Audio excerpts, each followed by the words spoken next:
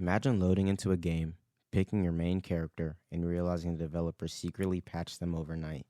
Your movement speed is down 15%. Your accuracy is cut in half. Your stamina bar drains twice as fast, and your ultimate ability is completely locked. You'd think the game was unplayable. You'd go on Reddit, complain to the devs, and probably uninstall it. But the reality is, most of us wake up every single day with our real world stats completely nerfed, and we don't even notice. We just assume it's a bad day. We assume we're just tired or unmotivated or that the vibe is off. We treat our focus, our energy, and our athletic performance like they're completely random RNG, random number generation, like the universe just rolled the dice when we opened our eyes and we have to deal with whatever number it landed on. But it's not RNG. Human performance is entirely mechanical. Your brain operates on strict logic gates, loops, and resource management. If you are struggling to sit down and finish a project, or you're on the court or the field and your reaction time feels like it's lagging behind your thoughts, you haven't run out of talent. You've run out of a specific resource, or you're accidentally triggered a debuff in your own system. Today, we're doing a complete stat check on the human brain. We are breaking down the 3 hidden mechanics that control your daily performance, from how elite athletes enter the flow state instantly to why your brain treats a simple homework assignment like a level 99 boss fight, and more importantly, how to unnerf your system so you can actually play the game at maximum stats. Let's look at the first mechanic, the dopamine economy. In any progression-based video game, there's a strict rule: risk versus reward. Hard tasks give high XP, easy tasks give low XP. If a game gave you the rarest, most powerful item in the entire map just for standing still in the spawn room for 3 seconds, the game would be broken. You'd get the item, feel a quick rush, and then get bored and log off because the progression loop is ruined. Your brain is currently broken exactly like that game. When you sit down to do something that requires grinding, like studying for a math retake, practicing a skill, or working on a digital project, the brain runs a quick calculation. It looks at the task and says, "This requires high effort, and the reward won't hit our system for 3 weeks." Then it looks at the smartphone sitting 3 inches away from your hand. The calculation for the phone is, "This requires 0 effort, and the reward hits our system in 0.2 seconds." Your brain is a logical machine.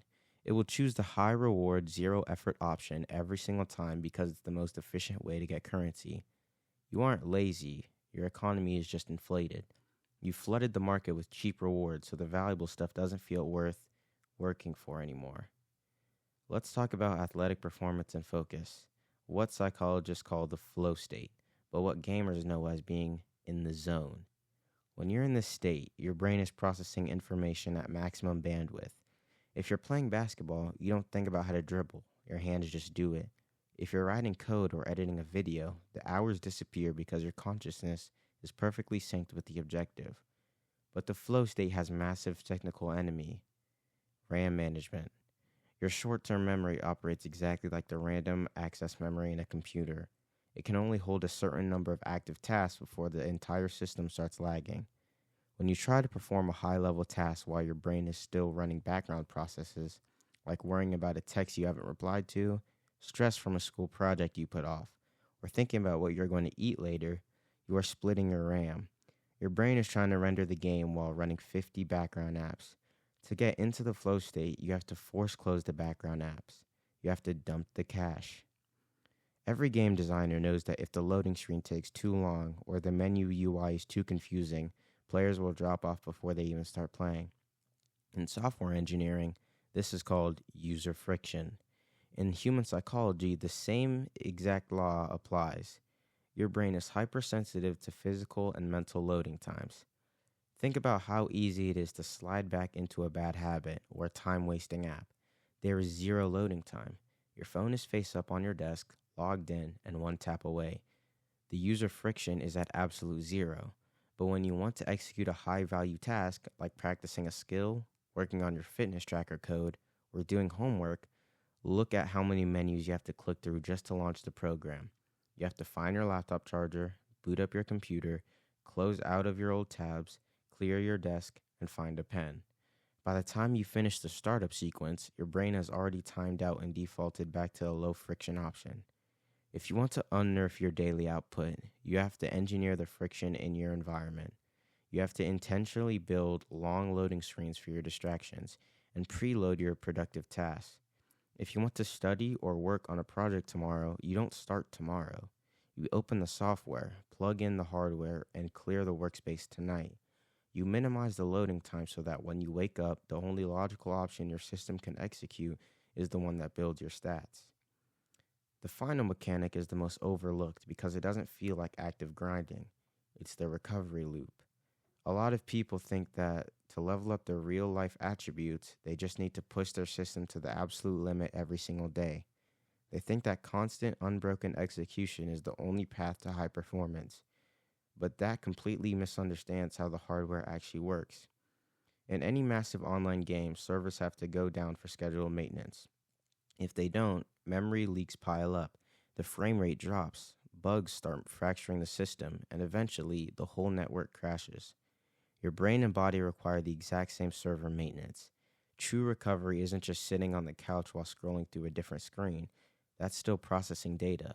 True recovery is systemic rest, unfiltered sleep, hydration, and physical movement that forces your brain to clear away the neurochemical waste built up from a heavy day of cognitive or athletic output.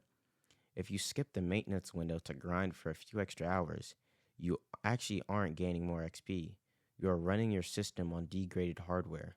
Your reaction time slows down, your decision making becomes sloppy, and your ability to retain information drops to near zero. You are spending twice as much energy to achieve half the results. To max out your attributes, you have to treat your recovery protocol with the same exact discipline you treat your training protocol. At the end of the day, you can choose to keep treating your focus, your energy, and your athletic output like a mystery.